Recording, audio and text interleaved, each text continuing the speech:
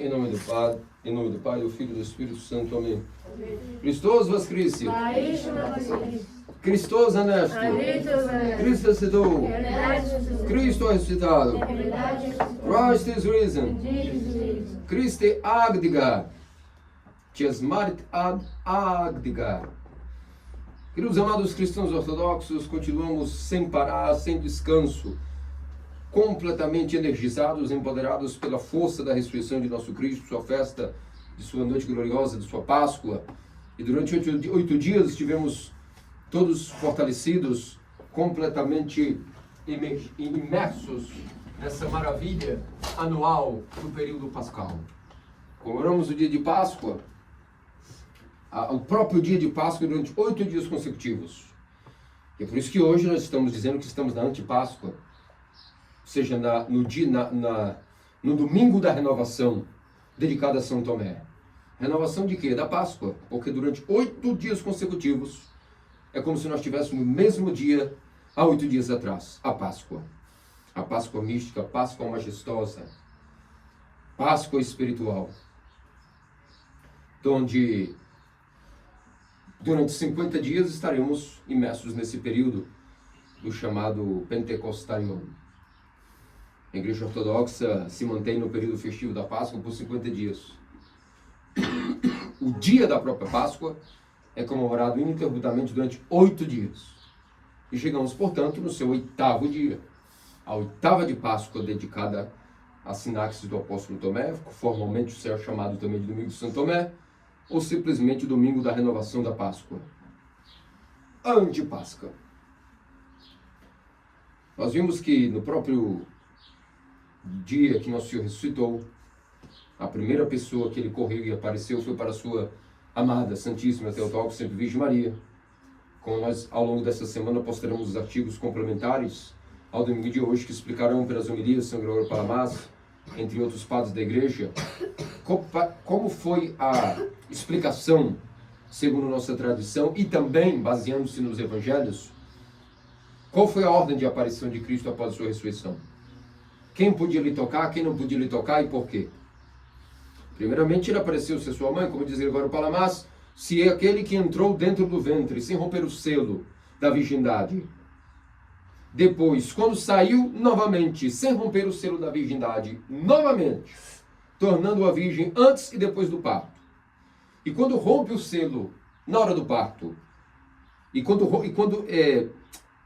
sem romper o selo na hora do parto, atravessando as cortinas da virgindade sem rompê-las, e a primeira face que o viu foi a Teotocos, é óbvio que também quando ele atravessasse sem romper os selos da sepultura e da pedra, a primeira face que o veria seria também sua Santíssima Mãe. Óbvio que a primeira pessoa que ele iria consolar daquele sofrimento era a sua Santíssima Teotocos, Sempre Virgem Maria, o ser humano mais próximo de Deus, e na carne sua própria mãe.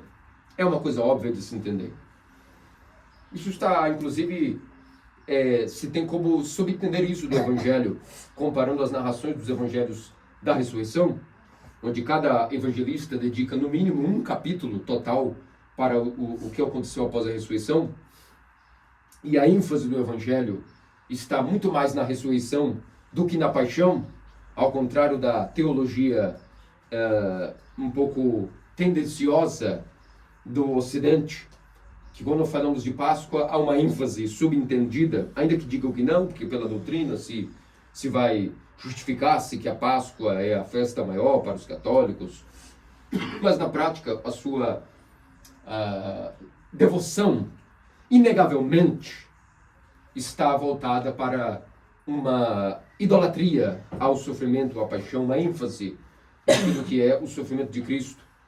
Isso até se entende com o estilo gótico que os visigodos foram começando a colocar como arquitetura para a sua própria adoração na época do Império Godo e dos visigodos. E isso foi uma coisa que se popularizou no Ocidente Europeu como se fosse uma piedade, uma devoção, tudo embasando-se nessa coisa fúnebre.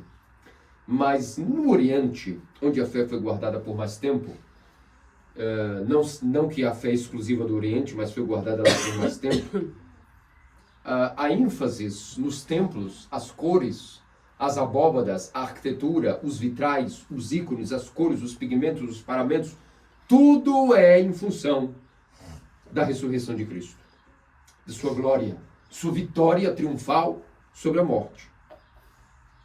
Então, é óbvio que nesses capítulos da ressurreição, nós veremos que, tirando por tabela, apareceu as mulheres, mas antes das mulheres apareceu a Maria e a Maria Madalena. Só que, como explicaremos nos Escritos dos Santos Padres, através das homilias, vocês verão de que é óbvio que, em um momento, as duas Marias que são citadas exclusivamente em uma das narrações, uma delas o viu comprovadamente depois de uma outra Maria. E essa Maria que sobra só pode ser a Theotokos. Isso nós vamos subentender até do diálogo que depois vimos que Maria Madalena teve a sós com Cristo. Se ela já tivesse o visto na primeira aparição, junto com a primeira Maria, ela não precisaria ter aquele diálogo que nós vamos entender muito bem, que Cristo diz: não me toques, porque ainda não subi para meu Pai. O que nos coloca uma grande dúvida agora. E por que é que depois nós vemos que hoje Nosso Senhor ensinou a Tomé, o instruiu a respeito do grande penhor que ele deixaria através de Tomé para toda a Igreja Ortodoxa, que foi tocá-lo. Por que Tomé foi permitido tocá-lo e Maria Madalena, por exemplo, não foi? Os protestantes jamais podem chegar a essa conclusão. Eu, ao menos, nunca li nenhuma explicação dos protestantes, de uma linhagem protestante. Nunca vi também entre os católicos, porque é que, ainda que certamente algum teólogo católico pode ser que guarde em si esse ensinamento, mas eu, sinceramente, nunca vi. Mas por que alguns podiam tocá-lo, outros não podiam? Tomé exigiu, fez uma oração de que precisava agora, claro, tocá-lo, já que não viu. Nós vamos entender que isso não era incredulidade, já veremos isso. O Ocidente também pinta um Tomé incrédulo. Mas quando nós chamamos ele de incrédulo, na verdade não é ele que é incrédulo. Ele assume a incredulidade do ser humano que talvez viria a negar a Cristo, ou duvidar de sua ressurreição, ou ter dúvidas sobre o que é o cristianismo. Mas Tomé em si mesmo não era incrédulo. Ao contrário, era um apóstolo exigente.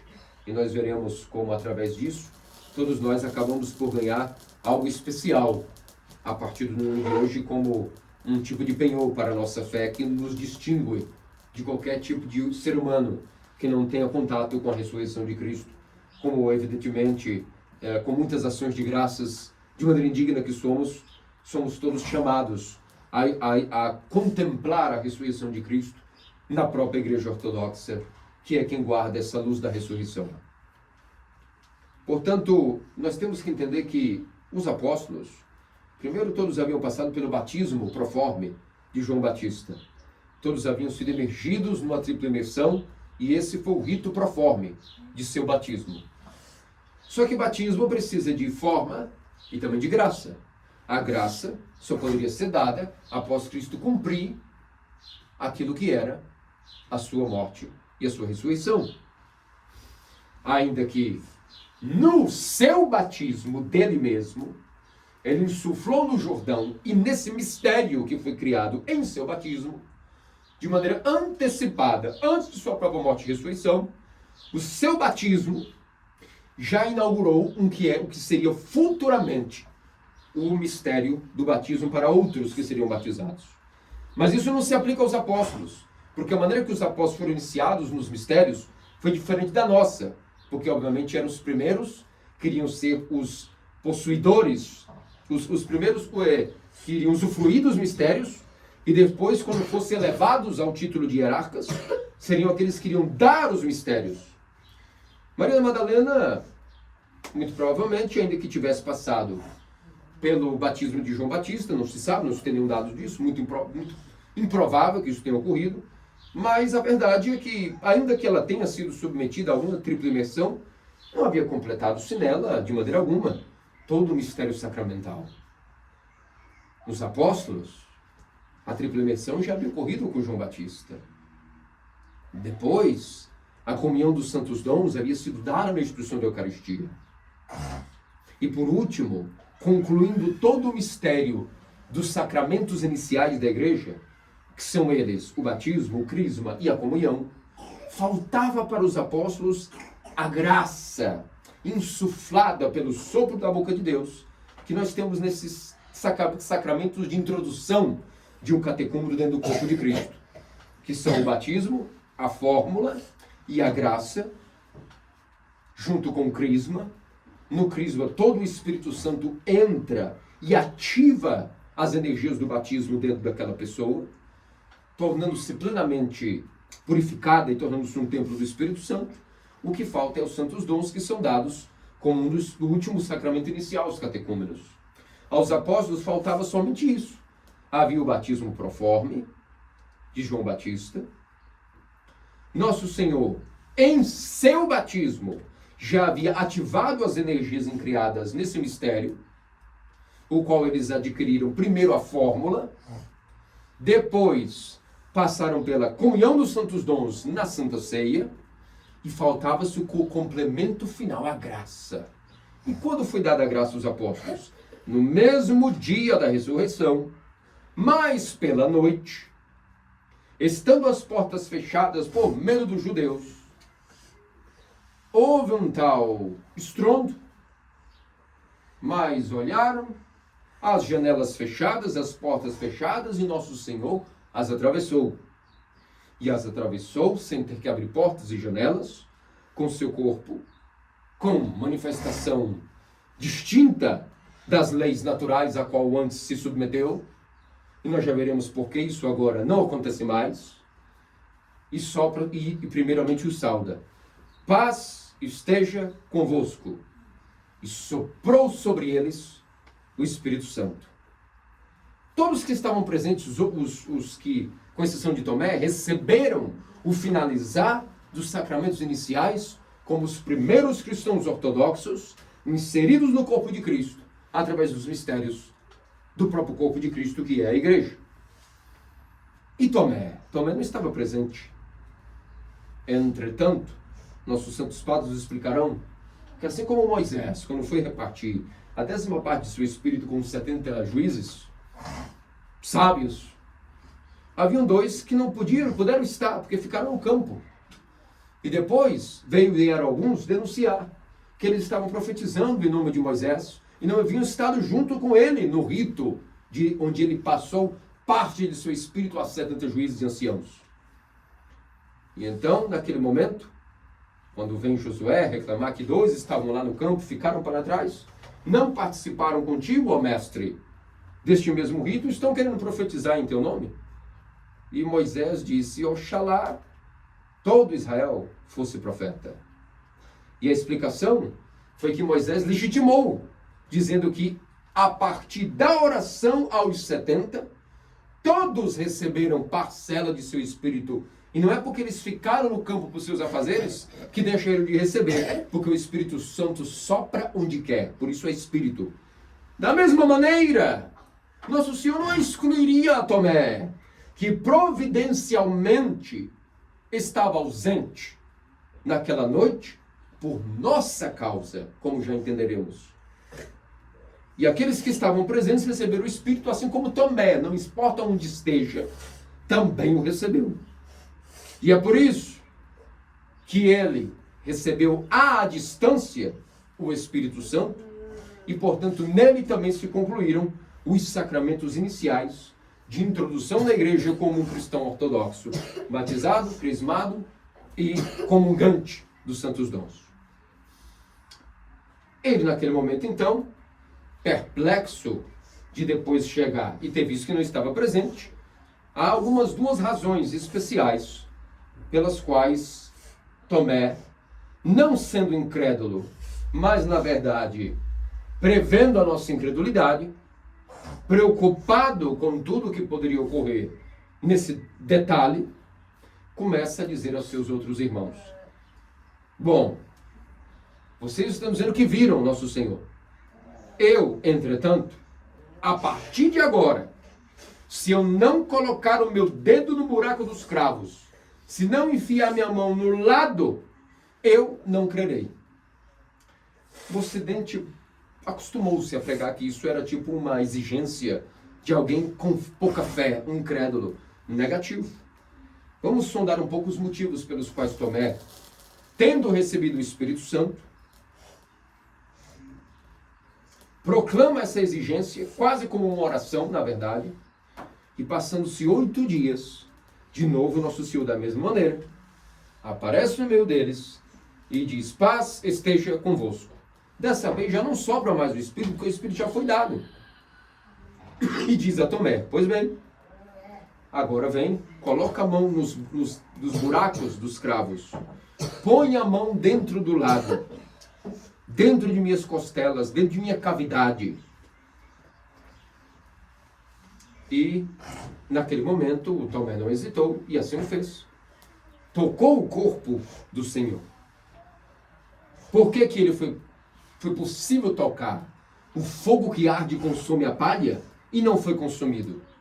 Porque caso Maria Madalena tocasse o corpo agora ressuscitado, sem antes estar preparada, inserida nesse corpo através dos mistérios sacramentais, ela queimaria como palha diante do fogo.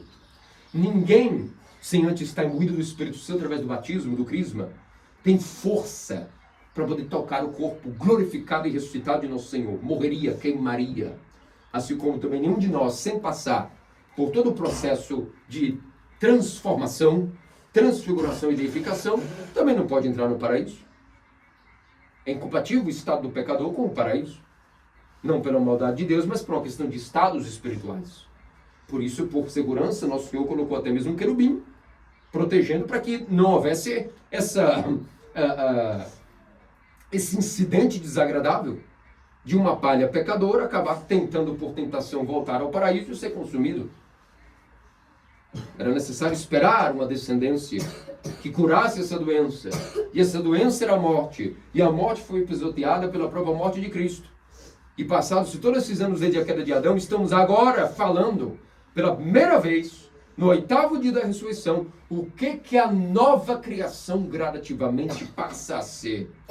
O que é que o mundo agora tem, que antes não tinha. Ao estado natural que podemos voltar após anos de expulsão da era paradisíaca. Se meditarmos um pouco sobre todas essas coisas, a nossa vida passa a ter um sentido muito diferente. Nossas prioridades, a morte e a vida, doença, saúde, ambições, projetos de vida. Pensem bem no que nós estamos aqui averiguando. Quanta distração por coisas mundanas, quanta parafernália, quantos matrimônios falidos, pensando no bel prazer, casando-se por si mesmos em pura vaidade infrutífera, estéreos de bens espirituais, criando filhos, maridos e esposa como animais, apenas para comer, para beber, e nada disso entra nos corações endurecidos, como rochas.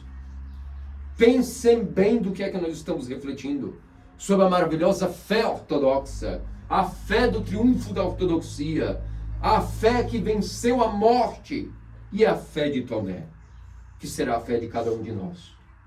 Naquele momento, sendo permitido tocar o corpo do Senhor glorificado, porque já havia passado pelos mistérios e havia recebido o Espírito Santo à distância 8 dias antes, agora o toca e proclama aquela adoração ao Theantropos, ao Deus e homem uma vez. Meu Senhor, referindo-se à sua divindade, meu Senhor, referindo-se à sua humanidade não separada de Deus, e meu Deus, referindo-se à sua divindade não separada de sua humanidade. Meu Senhor e meu Deus, o Deus e homem a uma vez, está diante de mim. E qual foi o motivo de Tomé ter exigido tocar? Meus amados cristãos ortodoxos, Tomé sabia que havia sido escolhido como discípulo e apóstolo. Já havia sido anunciado a eles de maneira séria que eles iriam para além da Galileia, batizar as nações em nome do Pai, do Filho e do Espírito Santo.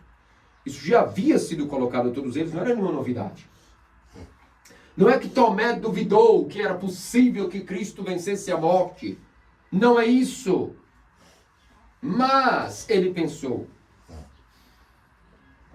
os outros viram, eu não vi. Será que o meu estado de discípulo foi alterado? Será que minha condição foi inferiorizada? Será que cometi algo ruim? Não sei. Então eu exijo, eu preciso, já que os outros foram dignos de ver, não sei o que aconteceu no meio do caminho, não sei se desagradei o meu Senhor, preciso então tocá-lo e vê-lo. Talvez os outros foram dignos de ver, eu não fui, então agora para mim resta que eu possa tocá-lo. Ele estava desesperado, primeiramente, para confirmar o seu estado de discípulo e apóstolo. Preocupado se talvez ele não foi, ou seja, não preocupado com a possibilidade de Deus fazer o que Deus quer, quando quer, mas preocupado humildemente com o seu estado, se havia sido agravado de alguma maneira ou não. Se havia algum problema agora entre ele e o seu mestre, o seu rabi, o seu Messias, o seu Deus. E isso tinha que ser resolvido e rápido. Porque os outros viram e ele não viu. Ponhamos-nos no lugar dele. Que sentimento nos tomaria conta naquele momento? Não necessariamente incredulidade, mas uma alegria que logo se esvai. Todos viram, mas eu não vi. O que tem de errado comigo? Não, eu preciso agora tocá-lo. Se vocês viram, eu quero mais, pois eu quero agora não só vê-lo, mas tocá-lo. Isso é amor. Isso é preocupação e temor. Temor diante de Deus. E o temor não é medo de Deus, é medo de perder a relação com Ele. E é o sentimento que, querendo ou não, todos nós carregamos, bem ou mal. Outra coisa, Tomé também pensou: logo mais nós teremos um problema aqui a resolver. Porque todos serão enviados às nações e irão dar o testemunho de que Cristo ressuscitou. Isso é o resumo do Evangelho, 2 palavras. Cristo ressuscitou, é o que nós vamos pregar. Todos os maravilhosos irmãos dirão: nós vimos Cristo ressuscitado após a morte. Com corpo, inclusive, marcas, as marcas da paixão em seu corpo, provando de que é o mesmo corpo com o qual ele sofreu, é o mesmo corpo que ele se ressuscitou. No caso de Tomé, ele pensava, como foi dito nas maravilhosas homilias de Mar Sabas Jacob de Sarug, Mar Sabas Jacob de Sarug, compôs um diálogo fictício de como Tomé estaria dialogando consigo com os outros apóstolos diante disso. E nessas composições siriacas, poéticas e emblemáticas, este grande escritor eclesiástico, Mar Jacob de Sarug, acabou por escrever o seguinte: chegará um momento onde, saindo para as nações, me perguntarão: quem é esse que tu me pregas? E eu direi: este é um Senhor ao qual eu vi dar vista a um cego de nascença. Eu vi dar movimento a um paralítico. Eu vi ressuscitar um morto de 4 dias pela sua única palavra. Também o vi fazer todos os tipos de milagres e até ressuscitar mortos também. E outros iriam contrapor e dizer: ok, mas isso os profetas de antigamente também fizeram. Diga-me, em relação ao que nós queremos aqui entender, o cerne dessa pregação. Você diz que ele morreu. Sim, o vi com meus próprios olhos, morreu, sofreu sua paixão, sua crucificação para a nossa salvação. E perguntariam: e você viu então ele quando ressuscitou e venceu a morte? O que ele diria? Não, isso eu não pude ver.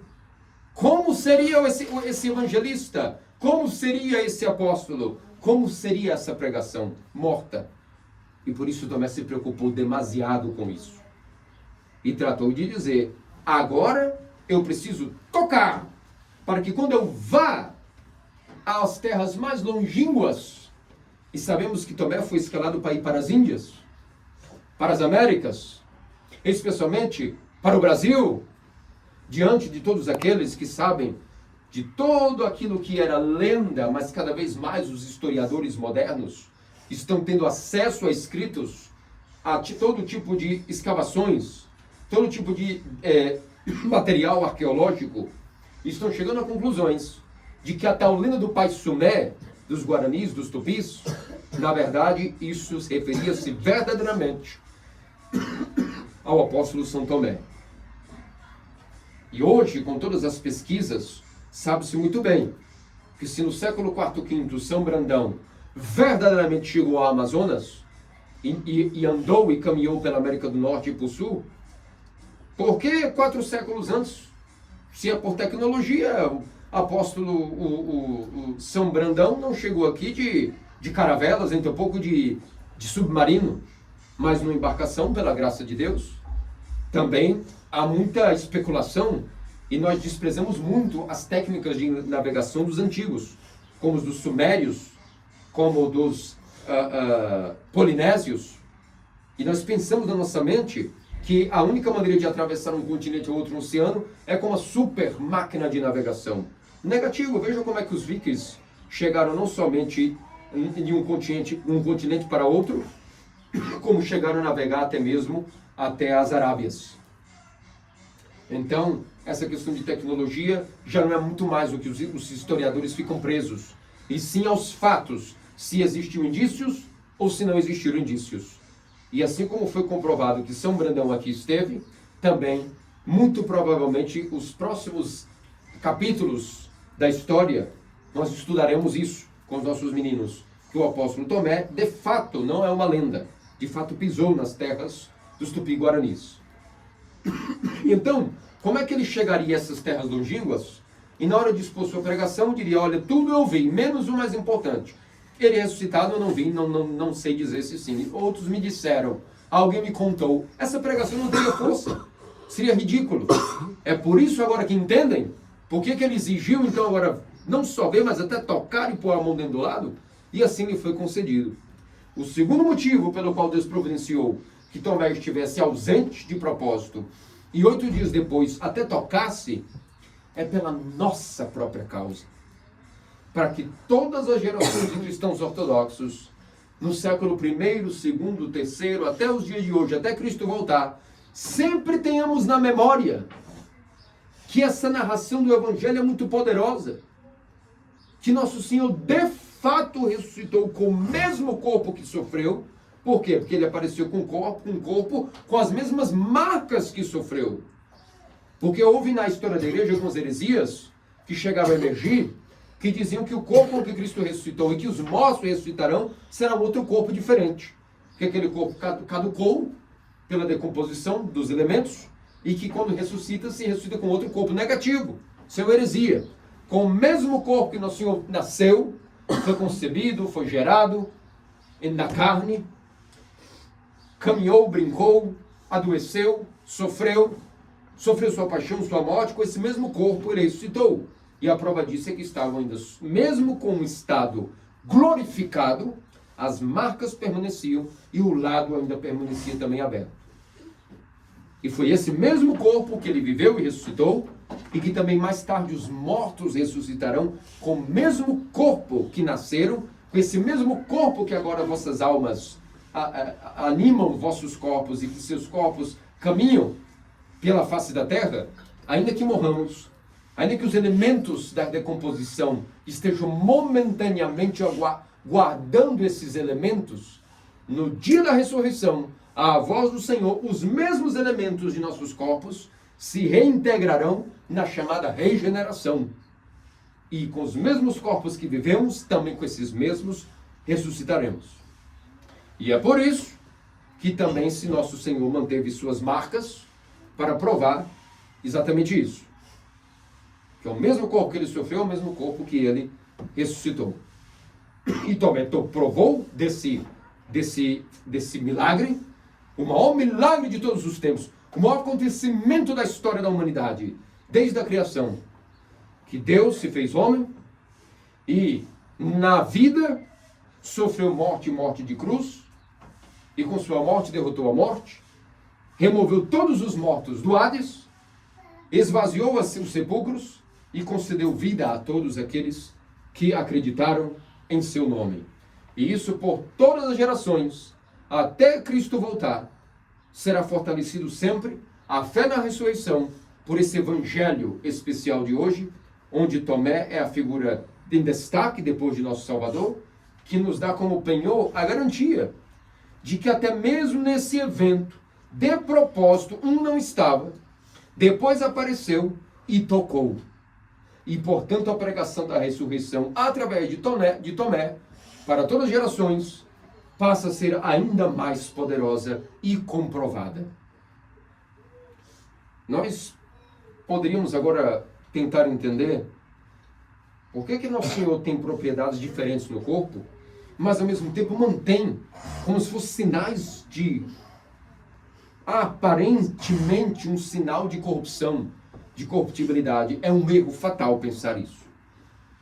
Vamos entender bem. Se Nosso Senhor agora entrou no cenáculo em Sião, onde eles costumeiramente se reuniam, estando as portas fechadas por medo dos judeus, significa que o seu corpo agora, glorificado, não se submetia mais às leis da natureza que antes se submetia, antes de sua glorificação, de sua ressurreição.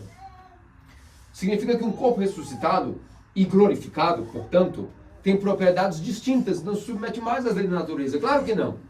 Um corpo se submete às leis da natureza por conta da corrupção. O corpo de Nosso Senhor não pode encontrar nem beijar a corrupção em momento algum, pelo fato de que ele não havia pecado nele. Se não havia pecado, a corrupção nunca pode se apoderar dele nem por um segundo. Nos 3 dias que ficou sepultado, nada, nenhuma bactéria, nenhum vírus, nenhum verme, pôde alterar o seu estado incorruptível de seu corpo.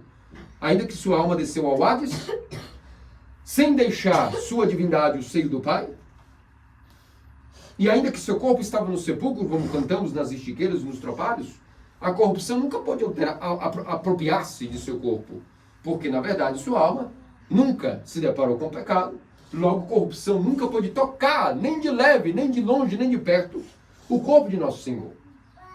Mas aquele corpo estava assumindo para a nossa salvação, desde que nasceu, as leis da corruptibilidade, ainda que ele não tivesse pecado. Porque assumiu verdadeiramente o corpo de Adão. E o corpo de Adão era um corpo corruptível. Mas na hora de sua morte, uma vez que venceu a morte, não tendo ele nada que ver com a morte, destruiu a própria morte. Quando ressuscita, o seu corpo agora, não tendo sido checado nada em sua alma, no Hades, que fosse compatível com a morte, agora sua alma ressuscitada, ao apropriar-se de seu corpo, esse corpo passa a ter sua natureza, com propriedades acima das leis da natureza, devolvendo a esse corpo de Adão o seu estado original. E aqui nós podemos ver as propriedades de um corpo glorificado, imaginar o que nós perdemos no estado original. E é por isso que esse corpo agora, ainda que comeu peixe, pão, para provar com os discípulos, enquanto os 40 dias que permaneceu com eles, apareceu a 2 em Emaús, comeu com eles, ceiou com os apóstolos, comeu peixe, comeu pão, mas somente para mostrar que o seu corpo verdadeiramente existe e é vivo. Não que necessitasse de comida. A comida agora era consumida por uma energia incriada dentro de si. Já não era mais uma comida com funções metabólicas, mas apenas para provar que verdadeiramente era um corpo vivo, mas agora não submetido mais às leis da natureza.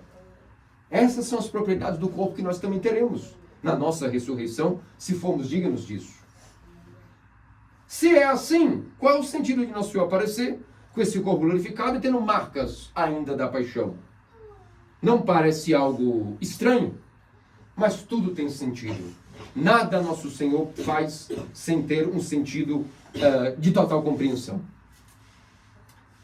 Nossos santos padres nos explicam que para toda a eternidade, para o infinito dos tempos, sempre Nosso Senhor manterá em si as marcas dos cravos e o seu lado perfurado, ainda que com o corpo glorificado. Qual é o objetivo? Os anjos, quando descobriram isso, se glorificaram a divindade mais ainda. Porque ainda que o seu corpo é totalmente regenerado e glorificado, ele escolheu manter as marcas da paixão. Para que sempre todos nós, caso sejamos dignos feitos de contemplar a beleza inefável de sua face, vejamos imediatamente sua visão e percebemos as suas marcas, vamos clamar: meu Senhor e meu Deus, glória a Ti. Até onde foi o amor de Deus pela sua criatura caída? Essa é a explicação de porque sempre haverão as marcas presentes no corpo glorificado de nosso Senhor. Para que nunca nos esqueçamos, sempre podemos nos recordar, os anjos, os santos, por toda a eternidade dos séculos, sempre irão observar aquelas marcas e associarem isso até onde vai o limite do amor de Deus pela humanidade. Provas de seu amor, sinal de seu amor. Nossos santos padres também nos dizem que os santos mártires, quando ressuscitarem e tiverem os seus corpos lhes devolvidos, glorificados também, as marcas de seus sofrimentos estarão presentes ainda, como sinal para toda a eternidade agora, ao contrário, do amor, até onde vai o amor da humanidade pelo seu Deus. E haverá por todo o céu essa troca de amor, de informações. Nosso Senhor com suas marcas, mostrando que não tem limites aonde vai o amor de Deus por sua criatura. E através dos mártires, ainda que ressuscitem com o corpo glorificado, um sinal dizendo sim, mesmo assim, houve alguma elite de santos, os mártires, que demonstrarão também por toda a eternidade em suas marcas. Também não tem limites. Até onde pode ir uma menina de 13 anos como Bárbara, um jovem de 20 anos, militar general como Jorge, Catarina, a grande rainha, a grande princesa, rainha dos filósofos. Não importa a condição, por toda a temporada da igreja, houveram mártires que também demonstraram por toda a eternidade. Em nós, humildemente dizemos, também não tem limites até onde pode ir o amor da humanidade pelo seu Criador. Quão distantes estamos de todas essas coisas. Não somos mártires, não somos sequer dignos de sermos chamados ortodoxos. Mas todos os anos a Santa Igreja nos lembra dessas coisas, para que o nosso ânimo se renove. Por isso chamamos Semana da Renovação, que nós passamos, Semana Luminosa da Renovação, e hoje o Domingo da Renovação. Uma segunda ênfase na Páscoa, através da fé confessora do apóstolo Tomé, que passou a ser um presente que nós recebemos através dele, para também ser a nossa fé baseada na ressurreição, na garantia deste penhor, que Tomé o tocou, e que todos nós temos agora um exemplo final. Assim como os apóstolos se reuniram no cenáculo, estavam as portas fechadas por medo dos judeus, ou seja, o mundo completamente alheio àquela irmandade e assembleia, assim também é a igreja. A igreja nunca estará conformada com o mundo. Sempre ela estará no mundo, mas ao mesmo tempo é o reino dos céus. Passando pelo mundo, sem estar no mundo, ainda que esteja no mundo. Uma dicotomia, um paradoxo, que não tem que ser entendido, mas sim vivido no coração. Significa que todos os domingos, quando todos nos reunimos, é um exemplo da sucessão que nós temos dos primeiros que se reuniram em portas fechadas para poder rememorar o Senhor. E de repente, nosso Senhor apareceu diante deles, glorificado. E é o que ocorre em cada domingo, em cada divina liturgia. Nós continuamos, e todo domingo é a pequena Páscoa, onde estamos com as portas fechadas, reunidos, não com medo dos judeus, mas com medo dos demônios, reunidos em assembleia. E ainda que nosso Senhor não apareça para nós de maneira visível, está presente através do seu corpo e sangue, que comungamos todos os domingos diante de sua Eucaristia. Embora não o vejamos com os olhos físicos, temos total certeza pela fé de Tomé que ele que é ressuscitado e não depende das leis da natureza, está invisivelmente, totalmente presente conosco. Invisível, espiritualmente presente. Fisicamente visível, através dos seus dons do corpo e sangue de Cristo. Portanto, o que é que nós queremos mais? O que é que mais Deus poderia nos dar? Nos deu tudo. Foi até o Hades, sendo o primeiro em tudo e em todos, inclusive no Hades. Porque foi o primeiro que saiu vitorioso dele, sendo o primeiro em tudo e em todos. Por isso, meus amados cristãos ortodoxos, festejemos com todo o glamour possível. Aproveitemos essa temporada maravilhosa, pascal, o chamado Pentecostarion. Lembremos sempre de quão diferente é a nossa vida como cristãos ortodoxos da vida passageira, da vida do mundo. Nossa vida tem que ser focada no mundo que há de vir. Confessamos todas as orações todos os dias. Espera a ressurreição dos mortos e o mundo que há de vir. Que disso nosso Senhor Jesus Cristo faça-nos dignos pelas orações suplícimas e até sempre de Maria e todos os santos. Amém. Christos Vascristi. Christos Christos Anesti. Aleluia. Cristo ressuscitou. Em verdade ressuscitou.